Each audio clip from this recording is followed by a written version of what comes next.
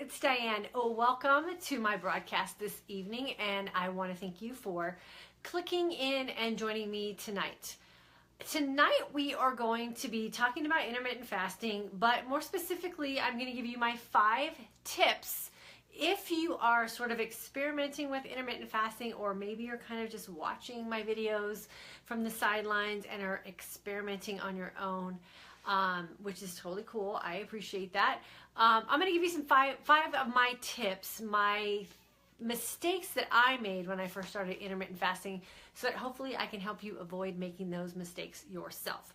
If you are new, my name is Diane, and for the past 25 years, I have been helping women find nutrition plans and fitness programs to help them look and feel their best and live their most authentic life. And for me, over this past year or so, that has been intermittent fasting, and now I am paying that forward and sharing what I have been able to do with my own health and fitness as I've become an aging woman, and what I've been doing with intermittent fasting to make all that happen for myself. So, welcome. We're going to jump right into it, and then at the end, if you're still around, you're going to hear my confession and a little offer that I have for you guys. So, tip number 1. If you are kind of jumping into intermittent fasting and you are new to it, the one big thing that you want to do is really carve out at least a 12-hour fasting window. And a fasting window is just a time that you pick throughout your day where it's convenient for you to not take in any calories. 12 hours is really a good kind of starting ground for a lot of people. It's basically skipping breakfast and kind of moving in toward lunchtime before you have your first meal. And that's a good way to start. And then what you can kind of do, if you're feeling good with that and you're feeling comfortable and it wasn't anything that kind of caused you any kind of anguish or anything, then you can gradually move into a longer fasting window and move, through the different protocols that are available through intermittent fasting. So the first tip, if you are beginning with intermittent fasting, is you want to create a 12-hour fasting window. So that's 12 hours in which you're not taking in any calories. And in the beginning, the best advice I can give you is to write it down and sort of put it in your calendar, put a reminder on your phone, letting you know when your fast begins, when your fast ends, and then how you're going to control your eating window. So if you are fasting for 12 hours, then you're going to have 12 hours available for you to consume all the calories that you have determined you need to take in for your day. So tip number 2, if you are beginning with intermittent fasting, or you're kind of watching me from the sidelines and you're experimenting on your own, would be to make sure that you are in a true fasted state. So what does that mean? A true fasted state means that you are not putting anything in your body that's going to create a glycogen impulse in your body, or produce insulin that's going to make glycogen store up in your body. So that means a little bit more than just skipping breakfast. To be in a true fasted state, you need to take in 0 calories.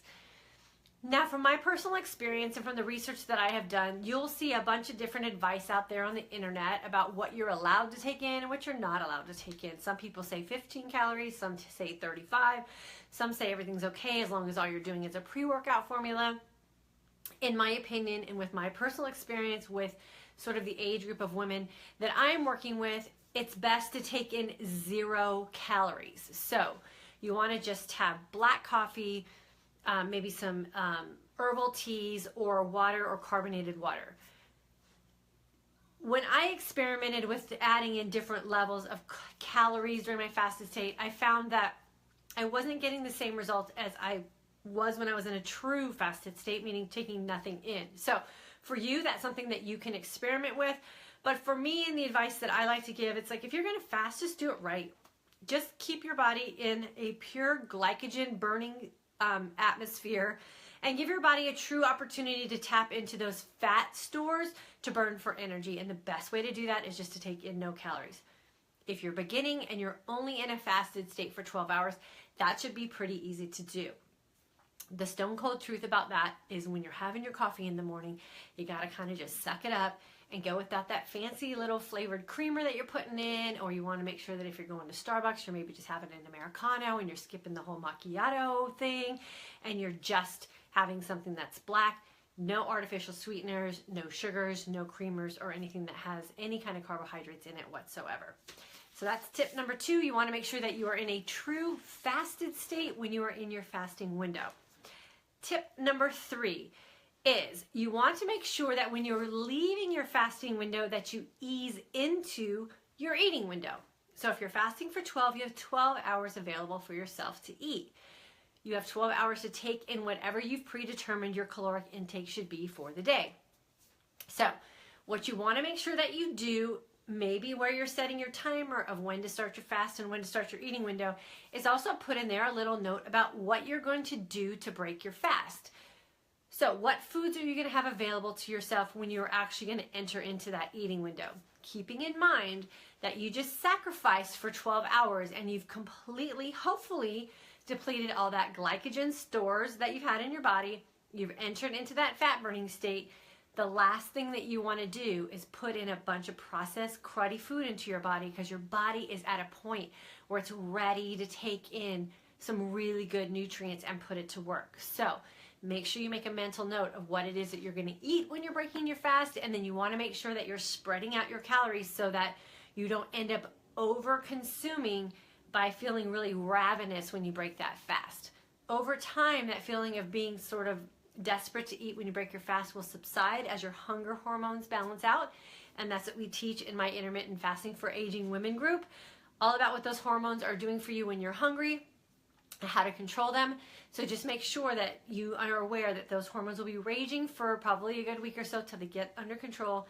And you want to make sure that you're not gorging yourself and you're eating to just the feeling of satisfaction and not to the feeling of fullness when you break that fast. Tip number 4, you want to make sure that if you are not comfortable with working out in a fasted state, that you play around with what you're going to do with your food if you're going to be working out. Some things that I've experienced when I was breaking my fast and working out sort of went like this. If I ran in the morning in a fasted state, I personally felt better energy-wise and endurance-wise if I had a carbohydrate late in the evening before I ended my eating and started my fast the night before. If I was going to do maybe a less intense type of workout, maybe a 30-minute like strength training type of workout, then it really didn't matter so much what I ate the night before, and I could still work out in a fasted state and have a really great workout. So the more intense or the higher duration or the longer duration of your workout, the morning that you break your, or the morning that you're in your fast, if you're going to work out in a fasted state, just pay attention to what you eat the night before so that you have some stores of energy that are going to carry over in the morning. You'll have some glycogen to burn to get you through your workout, get through that glycogen, and then enter into that fat burning state for the remainder of your fasting window before you break it and have your eating window start that day. So tip number 4, if you are going to be in a fast or an extended fast and you're not experienced with fasting or working out in a fasted state, be aware of what type of workout you're doing in the morning in a fasted state. And if you have to, alter what you're eating in your last meal the night before you go to sleep, and make sure that whatever you're eating is going to fuel your workout for that next morning. If you're going to do some really intense endurance training, then you might want to also kind of mix up your fasting and maybe not fast on the days that you're going to have a really intense workout. So let's say you're training for a marathon or something. Make sure that you're not fasting the day before you have one of your long runs scheduled, so that you'll have enough fuel available to get you through your training run. And tip number 5 is make sure you are drinking plenty of water. This was probably one of the biggest mistakes that I made when I first started intermittent fasting, because I purposely stayed away from food and I stayed out of my kitchen.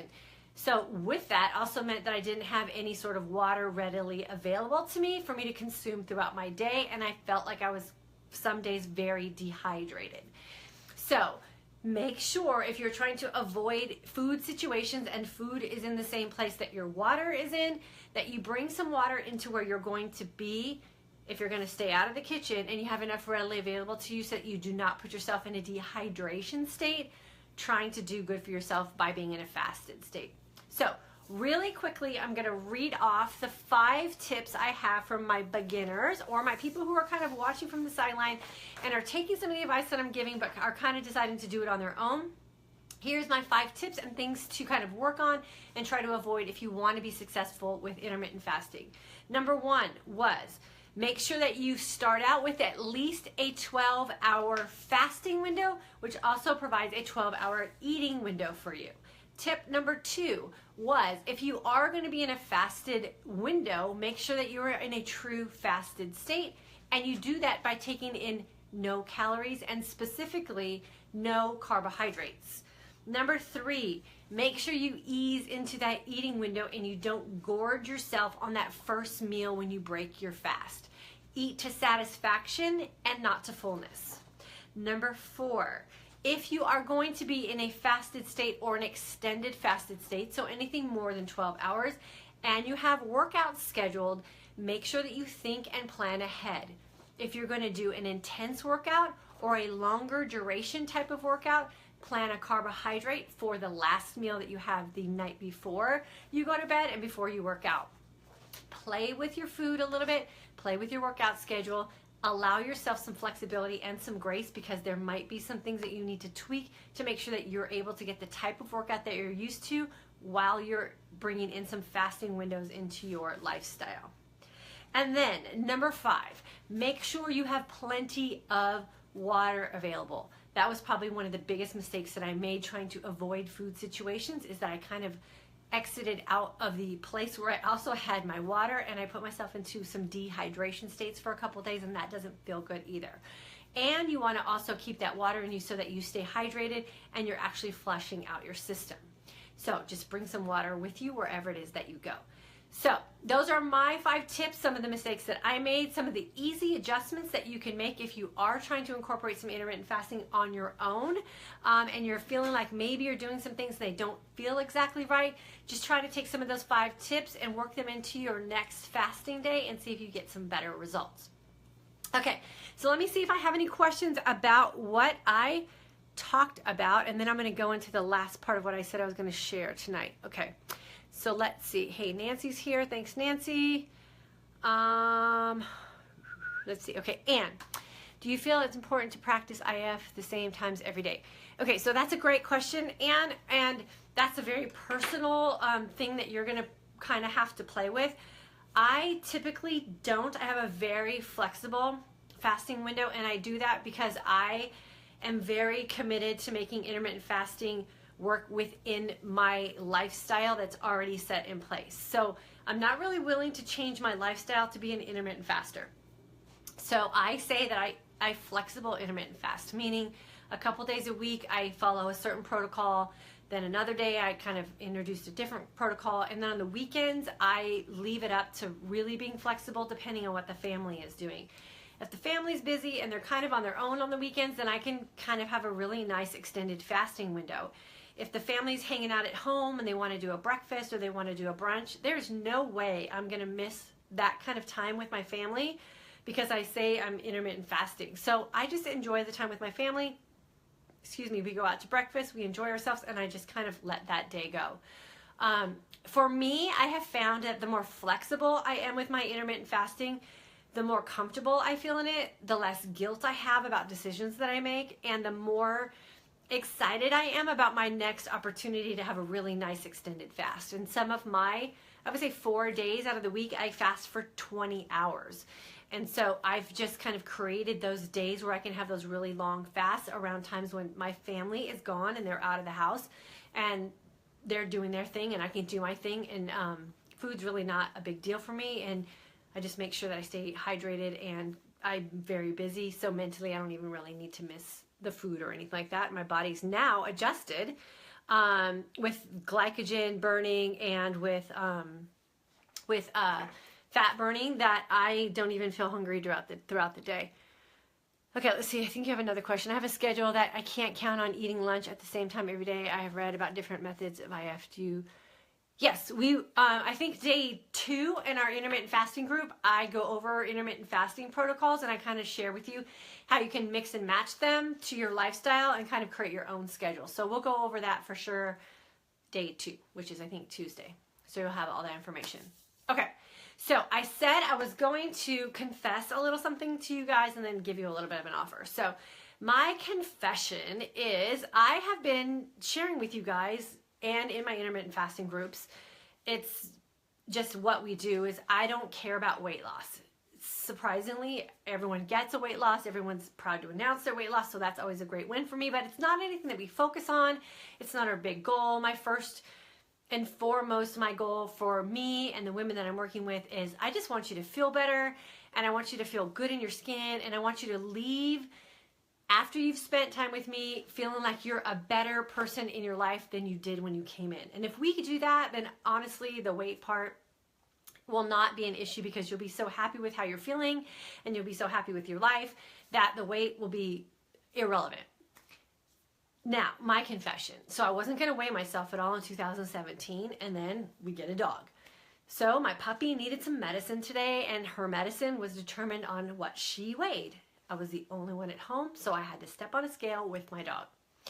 I stepped on the scale with my dog, and I instantly did what most people do when they step on a scale, and I kind of gasped for air, and I had a little moment of panic, and I was like, please let my dog be heavy, because I saw that number on the scale. Got off the scale with my dog, got back on the scale, got off the scale, got back on the scale, because I was shocked at the number that was on the scale when I was on there by myself. And yes, my puppy has gotten heavy. I've lost 6 pounds without even realizing that I had lost weight. I mean, I can see it because I'm seeing the fact that I have very little visible body fat. I can tell by the way my clothes are feeling, which are exactly all the gauges that I go by for my body this year, not focusing on weight. I haven't been on a diet. I eat pretty much whatever I want to eat. My only deciding factor on food is I don't eat food that doesn't make me feel good. I have ice cream. We've had pizza. I drink wine.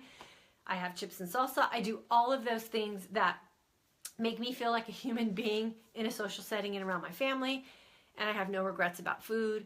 And I've just followed an intermittent fasting schedule that works for my body, keeps my hormones in check, keeps my body fat in balance. I can feel that I'm a fat burning machine. I am energized all day long, and it's working because I have not even been trying, and I've lost 6 pounds. So from my time 2 years ago when I was sitting on the couch crying and depressed about what was happening to my body and diets weren't working, and no matter how much I beat my body into the ground with exercise, nothing was changing for me.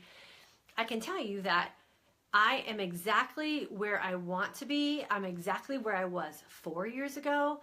I'm exactly what I like to be as a woman who considers herself to be healthy and fit. I also have a confession to make that I haven't worked out in 2 months. So I've been able to do that without even working out. I got a puppy. I decided to stop running for a couple months, and then I fell through the attic and broke my foot. So that's keeping me from exercising. And I'm not stressed out about the fact that I'm not exercising. I'm not stressed out that I'm not burning a bunch of calories. I'm only concentrating on when am I fasted and when am I eating, and when I'm fasted in my true fasted state so that my body can be a fat burning machine and rev off all that stuff that I don't want to keep hanging around on my body. So if you're in that position where you're frustrated, if you're in that position where you have been trying to diet and you've been exercising your life away and that scale is not budging, then I urge you to take a look at what it is that we're going to be starting up in April. It's working for me. It's working for the women in my group. It's working for the women's husbands in my group who are watching their wives do this. And we're skeptical about what intermittent fasting could possibly do for them, and they're losing weight themselves. So not only will you be helping you, but you'll be helping those around you because you're going to be the model of what health and fitness is and what being happy within your lifestyle is while you're living around food. And I know for women, that is a struggle that we have had since we were probably little girls, and it doesn't need to be that way anymore. We are grown up, we're mature, it's our time to live in our skin, be happy about what we do, be happy about what we have, be proud of what we have with our bodies after all the sacrifices that we've made, and it's not hard to do. All you have to do is be willing to open up your mind, be humble in your heart, and trust that the people before you have proven that it does work and it can work for you. So my offer to you is this. I have my program starting on Sunday, officially Monday, but we get ready and prepare for our fast on Sunday night. I have completely discounted my course, and I can't say that it's always going to be discounted. It's $50 less than what it should be, and that price will eventually go up. My offer to you is, if you're on the fence but you don't think that the time is right for you to start intermittent fasting, that's okay. Jump in now while the price is still at that discounted price. I did that specifically so that we could get ready for spring and summer. If you can't start till June because your life is busy, or you can't start till May because you have things going on, or you can't start till July, that's fine. Once you enroll in my course, you have lifetime access. You can jump in and out whenever it's convenient for you. So jump in now while the price is discounted. You can stay around and just watch what we're doing and be sort of like a fly on the wall. And then when you're ready to jump in and make the changes for you, all you got to do is let me know, and then I will turn my focus to you and help you personally get started. So that's my offer. Don't wait. Jump now. It takes about a week to see changes in your body, but it takes about 48 hours for you to feel changes. And it's that quick. And it's that easy. All we're going to do is help you understand how your hormones are working against you and teach you how to work them for you. So don't let this opportunity pass you by. This is going to be a one-time thing. We will have to raise the price at some point, but for now, it's a really good deal, and I want you to take advantage of it. So I will post the link below here.